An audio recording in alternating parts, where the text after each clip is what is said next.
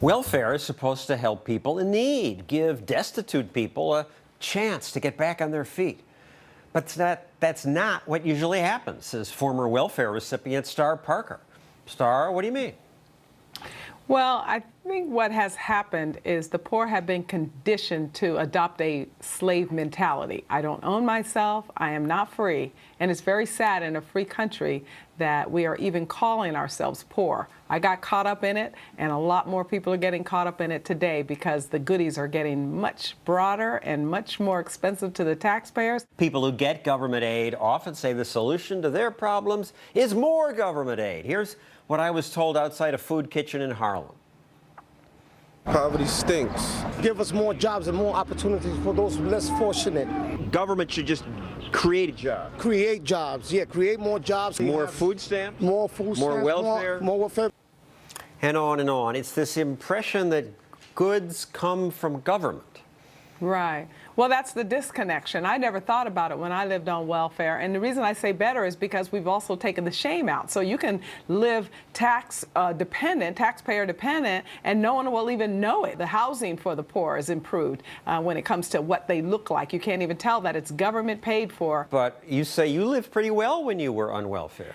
It's a mentality, John. This is the problem. People are not connecting to their own lives or their own well-being. It's give me something, and then you'll make do. It's similar to slavery, where you make do if you're owned by somebody else. Liberals have put up all these barriers around their lives so that they can't live free, so you move from one benefit to the next. Check out this video of a California surfer dude who John Roberts interviewed, who uses his food stamp card to buy lobster and sushi.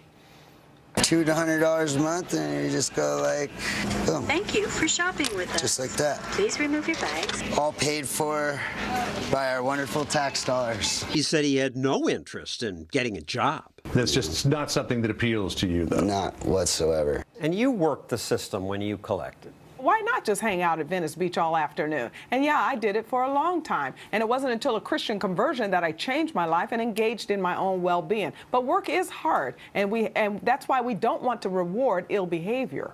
The government's welfare bureaucrats usually claim that they're saving people, but once outside welfare office, I was surprised to find one who admitted that what she does leads people not to bother to look for work. Do you think you and Human Resources encourage people to be dependent? Yes, we do. So what should be done about that? I don't really know. I don't really know. I guess stop giving away the money and then they'll get a job. And you work for the government. That's right. That's a pretty unusual reaction. No, it isn't.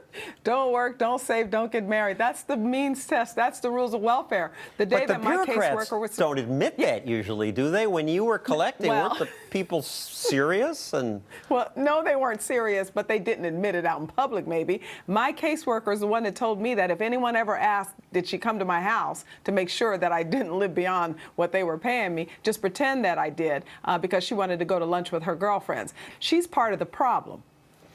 One aspiring actress who lives in a poor neighborhood in Los Angeles made this video mocking the welfare system. State of California, I need to warn ya. Free welfare, free dental, free food. Mama say she can't take me to school.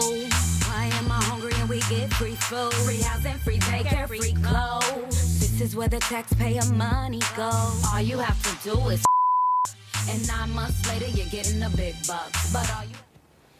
As far as what we bleeped, obviously was a word for sexual intercourse. Her point is that having more babies wins you benefits. It's absolutely true. You get pregnant, you get a check. And before welfare reform, which I consulted on, you get pregnant even at 14, 15, 16. Not only do you get a check, you get a housing voucher to move out of your parents' setting. It's sad. But do you think a 14-year-old girl says, I'm going to get pregnant because I'm going to get this monthly check? I think that what we've done is incentivize this type of behavior.